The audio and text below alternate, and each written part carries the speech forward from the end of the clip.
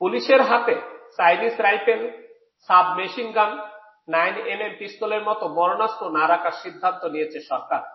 স্বরাষ্ট্র উপদেষ্টা lieutenant general অবসরপ্রাপ্ত জাহাঙ্গীর আলম চৌধুরী বলেছেন, মরণাস্ত্র থাকবে শুধু এপিবিএন আর্ম পুলিশ ব্যাটালিয়নের কাছে। পুলিশের কাছে থাকা মরণাস্ত্র জমা দেবে।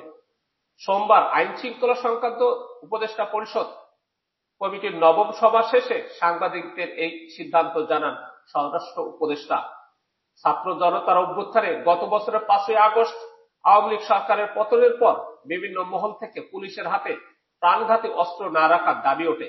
গত ফেব্রুয়ারিতে অনুষ্ঠিত ডিসি সম্মেলনেও একাধিক ডিসি পুলিশের হাতে এ ধরনের অস্ত্র না রাখার সুপারিশ করেছিলেন।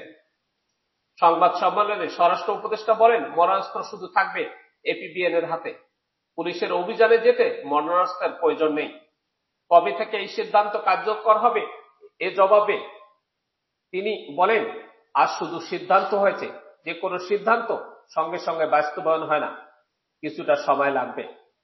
পুলিশের হাতে কোন কোন ধরনের অস্ত্র রাখা যাবে, কিভাবে কাজ করবে, সেসব বিষয় ঠিক করতে স্বরাষ্ট্র মন্ত্রণালয়ে নিযুক্ত প্রধান উপদেষ্টার বিশেষ সহকারী খোদা বক্স চৌধুরীর নেতৃত্বে একটি কমিটি গঠন করা হয়েছে বলে জানান স্বরাষ্ট্র উপদেষ্টা।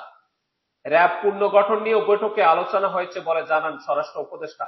তিনি বলেন, র্যাব এখনকার নামে থাকবে কিনা, বর্তমান পোশাক থাকবে কিনা, পুনর্গঠন কিভাবে হবে, এসব পর্যালোচনা করতে একটি কমিটি গঠন করে দেওয়া হয়েছে। কমিটির প্রধান করা হয়েছে প্রধান উপদেষ্টার বিশেষ সহকারী লেফটেন্যান্ট জেনারেল অবসরপ্রাপ্ত আব্দুল হাফিজকে। এই কমিটি হবে 5 থেকে 6 সদস্যের। বিভিন্ন বাহিনী থেকে কমিটির সদস্য করা হবে। এই কমিটি চাইলে সদস্য সংখ্যা বাড়াতে পারবে।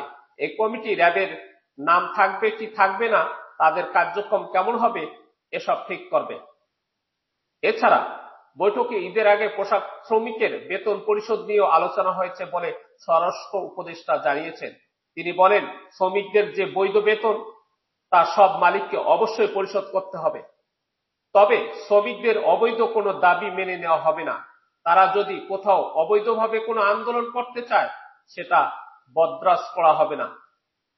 উপদেষ্টা বলেন, আসন্ন কোরবানির হাটে সাধারণ মানুষের নিরাপত্তা বাড়ানোর জন্য রাজধানীর প্রতিটি হাট কর্তৃপক্ষকে 100 জন করে আনসার নিয়োগ করতে হবে। ঈদে হাইওয়ে পুলিশ সড়কে কাজ করবে। যাতায়াত নির্বিঘ্নে করা এবং চাঁদাবাজি বন্ধ করার উদ্যোগ নেওয়া হবে।